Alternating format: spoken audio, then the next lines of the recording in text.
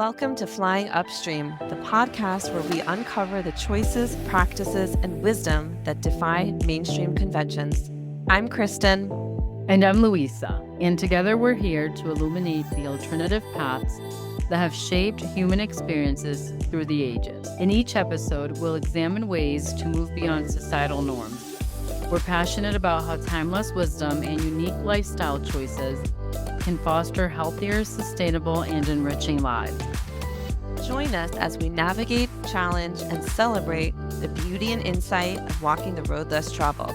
If you've ever felt like you're flying north for the winter while everyone else is flying south, you've found your flock.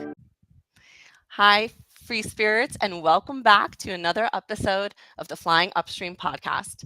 Today's episode is nothing short of amazing.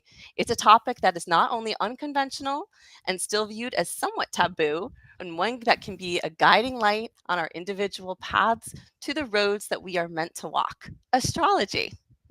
Today, we have as our guest a certified astrologer and certified health coach. Tammeron empowers women aged 50 plus to enhance their overall health and well-being using astrology-inspired wellness tips, crafting a holistic lifestyle that aligns with their personal birth chart so they can radiate their inner light, feel confident, and experience complete fulfillment, even if they don't know very much about astrology. Tammeron, welcome to the Flying Upstream podcast. Oh, thank you, Kristyn. Thank you for the invitation. It really is an honor to be here with you and all of your listeners today. I'm so excited to learn more. So let's dig in. I know that astrology is a hot topic, but one of the disconnects that I have found is that often there's a missing link for people for whom this is something new. So for those that are completely new to astrology, can you share the 5 key areas that can help someone understand their birth chart and can help them feel more confident and validated in their business journey?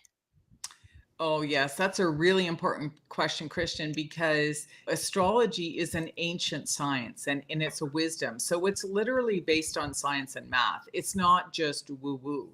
And now that we're in the age of Aquarius, if anybody remembers that song that was out in the 60s, this was a prediction of a planetary alignment where certain planets were going to be in certain parts of the sky, because the sky is divided into 12 different areas, and that's our Aries, Taurus, Gemini, like every astrological sign. It's like a piece of a pie.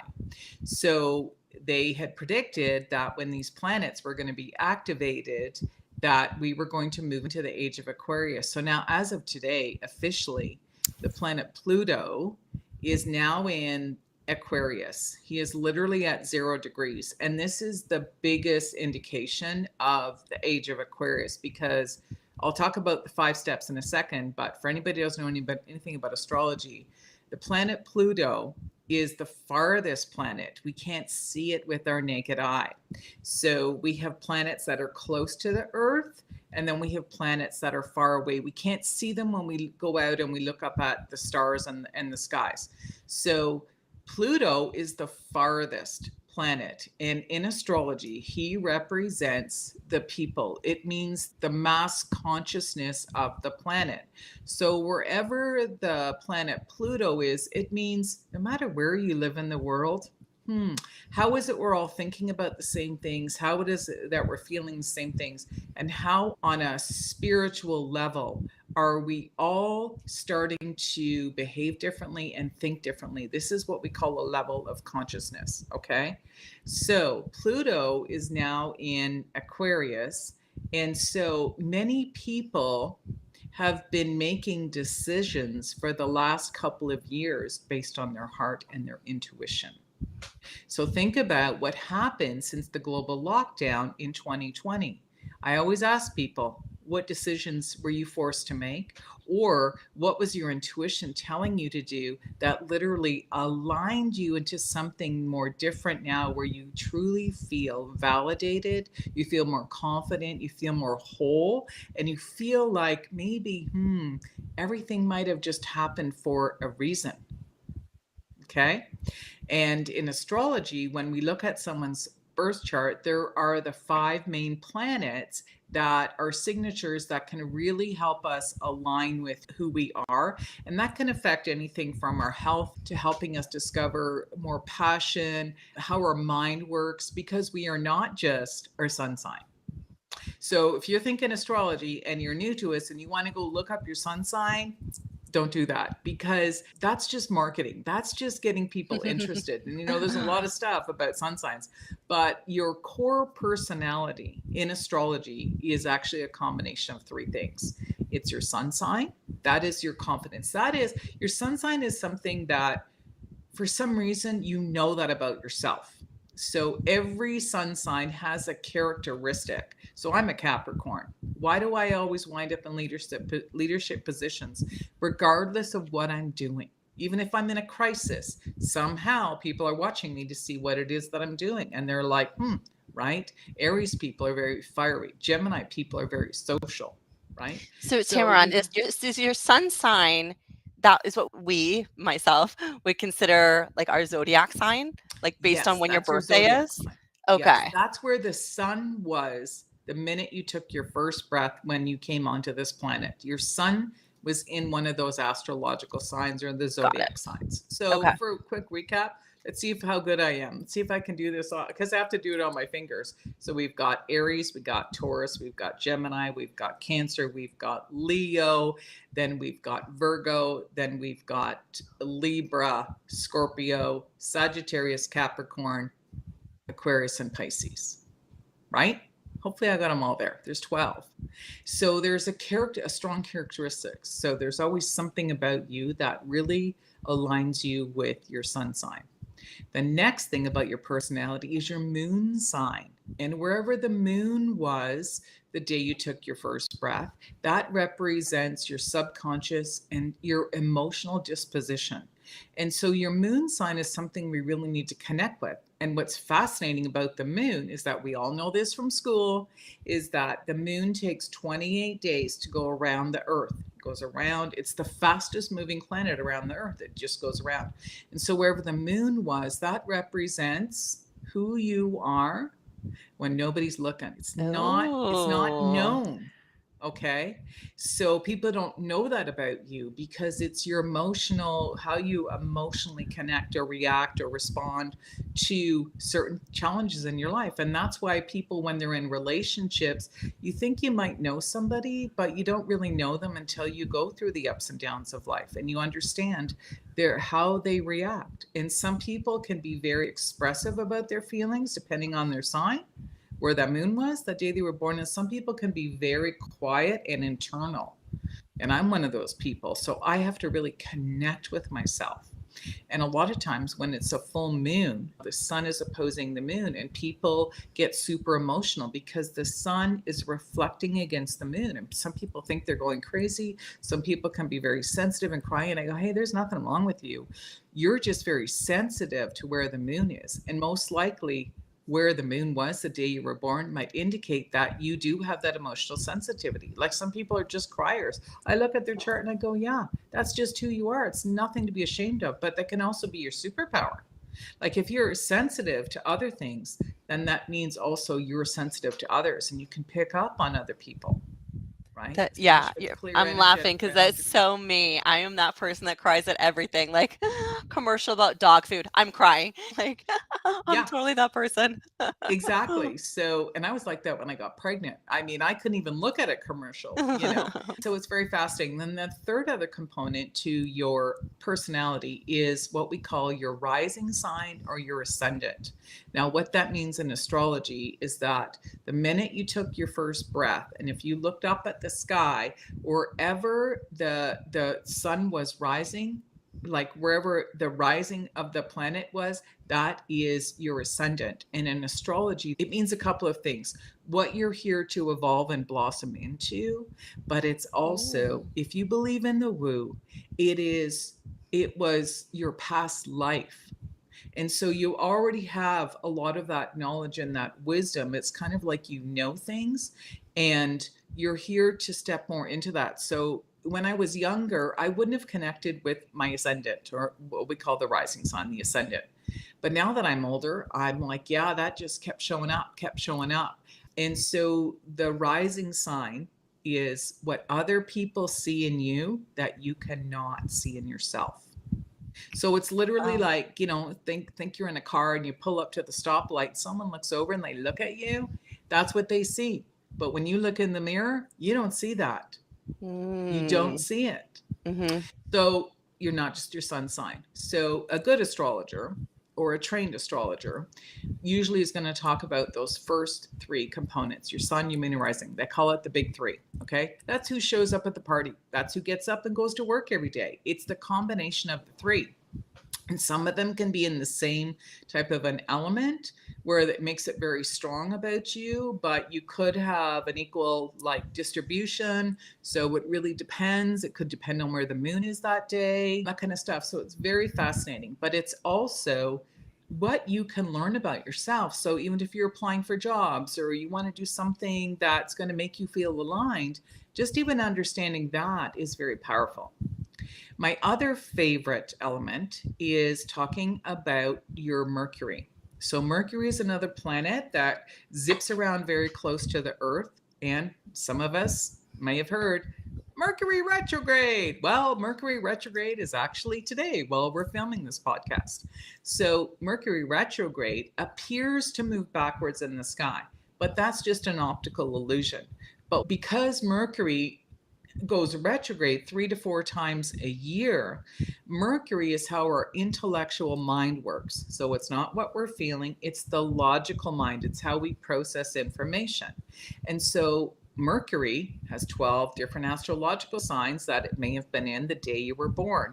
And so understanding your Mercury sign is very important because it's how you take in information and express it and send it out to another, and it gets received and it comes back. It's that circle of expression and coming back. So that is your writing, your speaking, your storytelling. It also represents social media. It represents technology, but mainly just think about the expression of how you process information. So again, if you are struggling in your relationships with people you care about, if you're struggling with people that are coworkers, friends, and family, you probably have opposing Mercury signs. You could have opposing moon signs, and this creates conflict. So if you understand that about yourself, you can have more compassion, empathy, and go, okay, so what I'm saying doesn't land. They don't hear what I'm saying. They don't feel what I'm trying to express because they can't. Sometimes you can say something and someone will say, you said that. And that's not what I said. That's what you heard. Mm-hmm. That's what you heard. Right?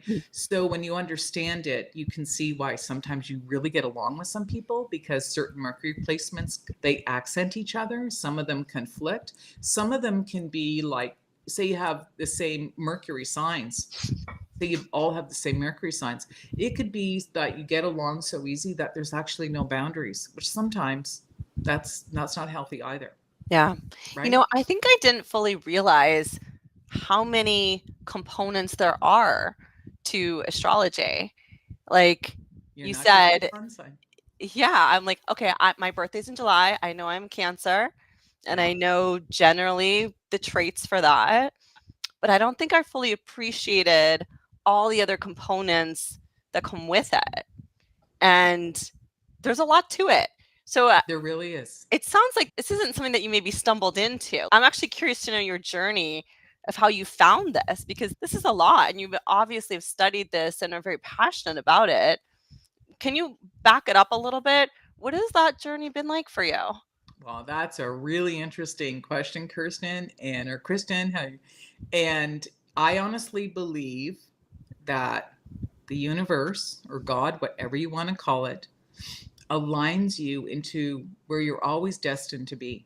Whether you're in a crisis, whether your things are flowing great or whatever, when you look at someone's chart, you're like, yeah, this is exactly where you're meant to be because you're here to figure things out. And that's what happened to me, was that prior to the global lockdown, it was about 2018, 2019, I just felt like I kept repeating some patterns and things were happening in my life. And I was playing the pity party. I was like, why is this happening to me again? I don't understand this. I'm a kind person. I'm a hard worker. Boom, I get into something and boom, I got shut down. And so I'm a YouTuber, and I happened to come across a video on YouTube where it was a Vedic astrologer. So that's not astrology I refer to. I'm a Western astrologer.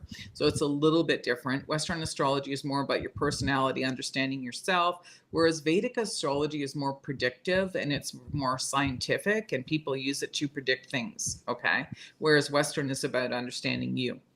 And I couldn't stop listening to this fellow, and he was talking. He was actually a master class that was recorded. He was talking about the patterns that keep showing up in your life and why they keep showing up until you get the spiritual lesson. And that's another of the 5 steps that I like to talk about, because in astrology, we call that Saturn. And Saturn is the school of hard knocks. It is where every 28 to 30 years in your life, there is a pattern that will show up, and it's here to serve you. It's like it's going to give you a gift. And so that's usually when you're going to go through some major life changes. So that could be career change, job, usually sometimes relationships. Either you get into a relationship, you break up with a relationship, or something big happens maybe in your career. But the reason why it's happening is because there's a lesson in it. And I believe, I've studied lots of things, not just astrology, that we are not here to buy stuff and die. We are here to learn a spiritual lesson and pass down the wisdom. So that's an important factor. So when I started studying that, I was like, this astrology makes a lot of sense. When the global lockdown hit about a year later and everything was shuffling and changing, all I could hear my intuition telling me was, become an astrologer. That's all I could hear in my head. Wow. I have to become an astrologer, and I don't know why. I have to study it. I didn't know what course, class, or whatever. And the universe lined up that even during the lockdown, I made enough money in my Airbnb listing that I had to purchase the astrology school. And boom, I went right through it. Now, interestingly enough, in my own astrological birth chart, I'm a nerd. I'm studying. I have a lot of planets with Mercury. And so I'm a talker, writer, speaker, sharing knowledge, but I'm always having to study. I feel lost if I'm not studying something and passing down my knowledge. And in my own astrological birth chart, it shows that I am a genius astrologer. So when I got into astrology, what started happening was I knew how to read the charts. The chart, I would look at them and I'd be like, whatever. So I started a study group as I was studying. And so I found out this was my genius zone. And also in my own chart, it also represents Virgo. There's a lot of Virgo, which has a lot to do with health and wellness. So it's about studying information that is to do with health and wellness. And prior to that, for 20 years, I have been a certified health coach supporting women emotionally in crisis using holistic remedies. And so astrology, there is another level of astrology that is medical astrology, which is now what I'm stepping into and supporting women, where we can study their astrological birth chart if they're age 50 and up. If they've got menopausal symptoms, your chart will actually tell us what holistic steps you can start making to realign your body, feel more balanced and happier, because even certain things, the way you exercise, or there's different things, your chart is going to tell you what's most suitable for you. And that's a whole nother level of astrology, which is mind-blowing. Wow. That's where I am. That's how I wound up here. I'm like, wow. I just got deeper and deeper in my astrology studies. And so now I really feel like I can really support more women who are in menopause and are interested in astrology, fascinated by astrology. They could already be astrologers and just wanting to go deeper into this realm of it, because like I said, we're in the age of Aquarius. The woo-woo stuff is going to be normal everyday lifestyle. That's what's coming in. Mm-hmm. Yeah. So say a little more about that. What do you mean by woo-woo? Well, that is part of what I'm working on in this. I've just launched a research project for women age 50 and up. And we're getting into some coaching, but it's also a research project. So any of the women can join the private Facebook group, and we're going to start tapping into looking at it from an astrological point of view. So women can just start understanding things about their own astrological birth chart now that they're in. And there's 3 pillars of this that I am just passionate about talking about. And it really is about aligning the mind, body, spirit, which is a general term. But to me, the mind is the meditation, the mindset, understanding how we have to let go of old ways of thinking and using our mind, and especially learning how to meditate properly and just trust our intuitive downloads that are guiding us to make these decisions. Because it's not about the traditional systems that we're used to, because those systems have come down. Pluto has just gone through Capricorn. And so what that means is now that he's moving into Aquarius, Pluto is actually telling us that these old ways of doing things, that anything to do with systems, our healthcare systems, our political systems, our school systems, big corporation systems, they're slowly coming down so we can step into this new age era of the age of Aquarius. And so it's about understanding how to use your intuition, how to meditate properly, and to use the wisdom you're getting from your intuition in a way that is supporting someone and not abuse. Like if you know something about something and you use that in a negative way, good old karma is going to come back and get your butt. Okay? And you see the good and the bad. There's a dark and a light in everything. And then the other pillar is the body, and so looking at how are we going to support ourselves with holistic health services, not saying we don't need doctors, but in age of Aquarius, I see it as we're going to need both. And it's like in Europe and other countries, they use both. If you're ill, you go to a medical doctor, they work with your holistic wellness team, and they help you. Okay. And then, so it's about having a wellness team. It's about going to nutritionists, going to chiropractors, understanding how to use supplements and whole foods and changing your diet and doing things non-traditional, but that are also can support your body and bring your body back up into health. But you have to be responsible for that. You're not going to learn that in school. Thank you. Thank you. I just want to acknowledge and appreciate everything that you just said. Yes, this is like one of my big frustrations in life right now is that I wasn't taught a lot of stuff, and my kids, I have young kids, they are not being taught a lot of stuff. So our family is vegan, for example, and it's something we're very proud of. We strongly believe in all the reasons for doing it. And my daughter was getting some mean comments from the kids at school about her food, which to me is silly. I'm like, we give you like fruit and vegetables and like a sandwich. Like there's nothing strange in my opinion. But some of the kids were kind of making fun of her. And so I talked to the school guidance counselor to see what could I do to help support her at home. And she said, well, I don't know. I've never had a student that couldn't eat certain things. And she just made me feel so bad about it. And I thought, first of all, there's no way my child is the first one ever to go through this. And second of all, how dare you make me feel bad about this? Like if you're telling me this is the parent, what message are you sending to the children? Right. Yeah. And so I so appreciate what you're saying is that we're not taught these things in school. And unfortunately, even in this day and age, sometimes we don't even have the level of support from the schools, right? They even the adults have passive aggressive comments about things, which is really sad.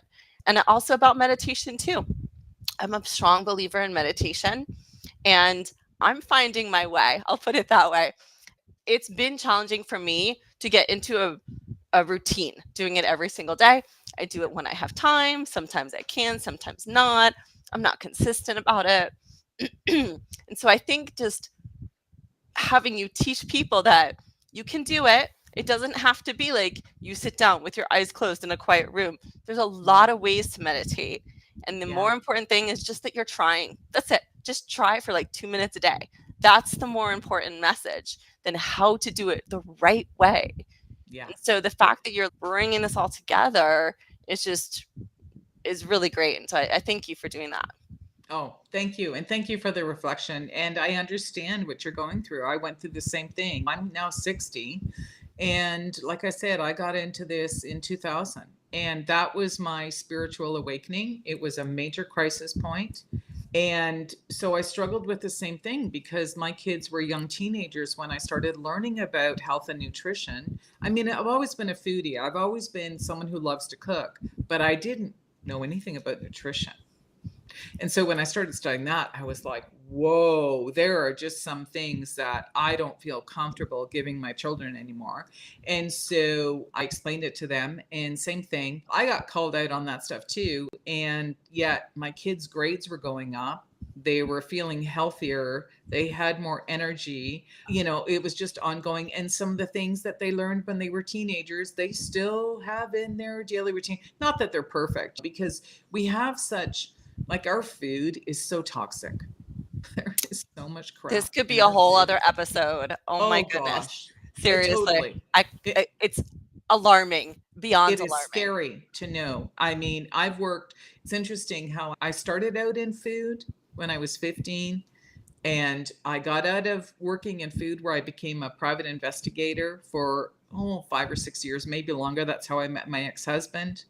But then I was a stay-at-home mom. Then I started studying holistic health, because I got so sick, I couldn't take the meds. I couldn't take things. And so I became suicidal.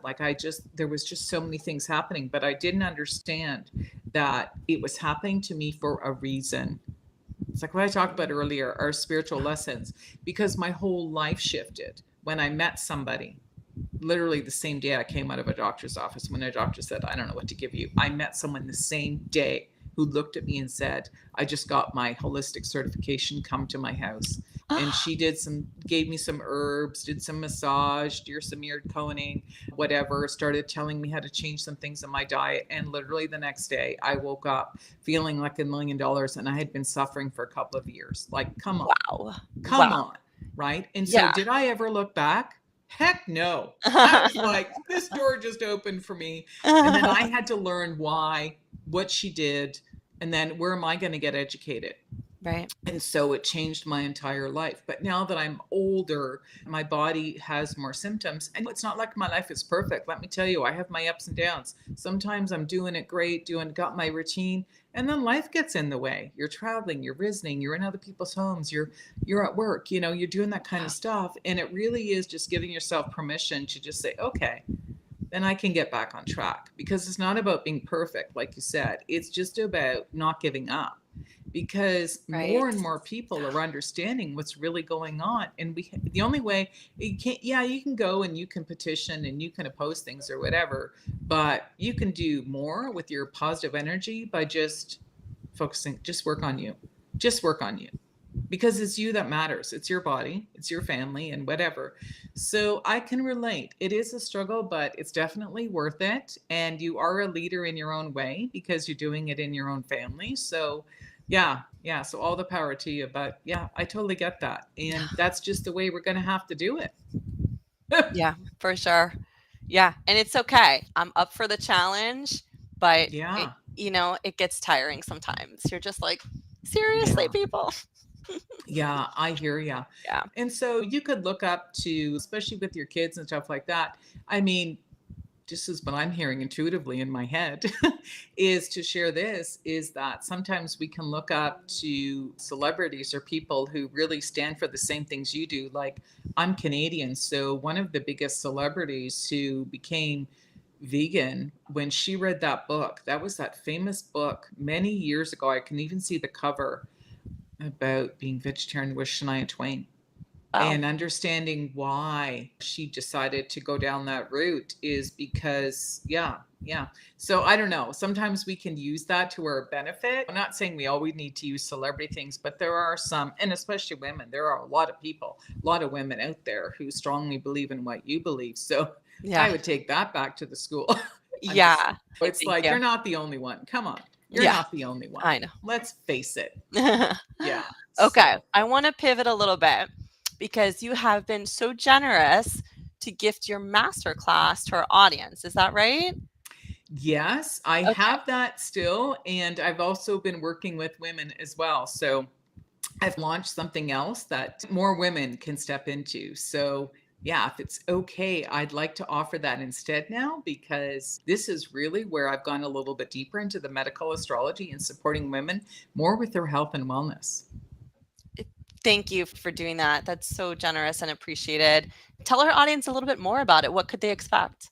Okay, so basically, I've launched a Facebook community for women who are aged 50 and up who are really dealing with the menopausal symptoms, and they're into this astrology. Either they're fascinated by astrology or they can be astrologers themselves.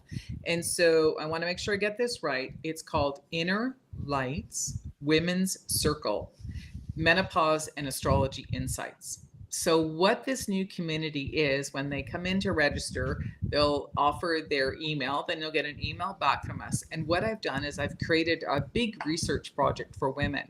So, I'm looking right now for women, about 50 women. We've got 10 of us in there now. And what it is I am supporting women to understand some basic things about their astrological birth chart so that it's going to support them, and learn what steps they can start making to help reduce the symptoms. So it's a big project. We're going to start really diving deep in January of 2025. So we're in there right now. We're doing some little challenges. I'm doing private Zoom calls with everybody who joins initially, asking them some questions, seeing what they're at. And just the way I'm asking questions, women are like, I used to do that. I don't do it anymore. But, it's important in menopause. So these little things, like we were talking about earlier, it's not about being perfect. And I'm in that too. So there's a lot of sharing going on. We've started because by the end of the project in probably spring next year, it's just going to start like educating women a little bit more about this astrology and woo from this point of view. And the action steps that we're going to be implementing and recommending are all holistic. So again, it's the focus on meditation practices, the body, like changing how you're eating, and then also that third pillar is about our spirit. It is about understanding the woo, and how important the world is that we don't see around us is just as important as the physical body, because the physical body is all we see. We have the emotional body, which is our feeling, our moon. We have our mental body, which is Mercury. And then, of course, we have our spiritual body, which is your own version of spirit, of what connects you to something higher or God or the universe or whatever. And so that really is a way of just finding a healthy, balanced lifestyle that's going to work for you by taking the small, little baby steps. That's amazing. I'm actually amazed. Our time is just about up. It's been such a blast chatting with you. So, last question. If you could give just one little starter piece of advice to someone out there who's listening, who may be going through menopause and interested in how astrology can help with everything, what would your piece of advice be? Remember, you are never alone. And there are Oh, I women love that. just like you who are getting the crazy hot flashes, where you're having weight issues and whatever. And by stepping into acknowledging this, that when you stick your hand up and you ask for help, or you join a community of women who are just like you, is when you're going to flourish and bloom. So stop trying to do it all yourself. Stop trying to look it up and go on whatever and solve the mystery yourself. Work with us. Come and join our community, because you're going to be empowered because it. And this is another reason why I think it's important to let go of any feelings of shame, feeling guilty, feeling like you're not enough, that you don't know what you're doing. It's not about that. It's about learning how to blossom, because that is where you're going to see the results and start to feel a lot better. Those are wise words. Well, thank you so much, Tammeron, for sharing your wisdom and your insights. Clearly, your passion for astrology and your commitment to helping women is so inspiring. I can honestly say I've learned so much today about the Thank power you. of astrology and how it can guide us on our life's journey. So, I want to say to our listeners, remember, your birth chart is your roadmap to your unique potential. So, if you're ready to unlock the secrets of your birth chart and live a more fulfilling life, be sure to check out Tammeron's link. We'll put that in the notes below. And don't forget to like, share, and subscribe to our Flying Upstream podcast. Until next time. All right, free spirits, that's all the time we have for today on Flying Upstream. We hope this episode sparked your curiosity and ignited a desire to explore the extraordinary paths less traveled. Even when the current feels strong, a whole world of possibilities awaits. We'll see you next time on the other side of mainstream. So keep questioning, keep challenging, and most importantly, keep flying upstream.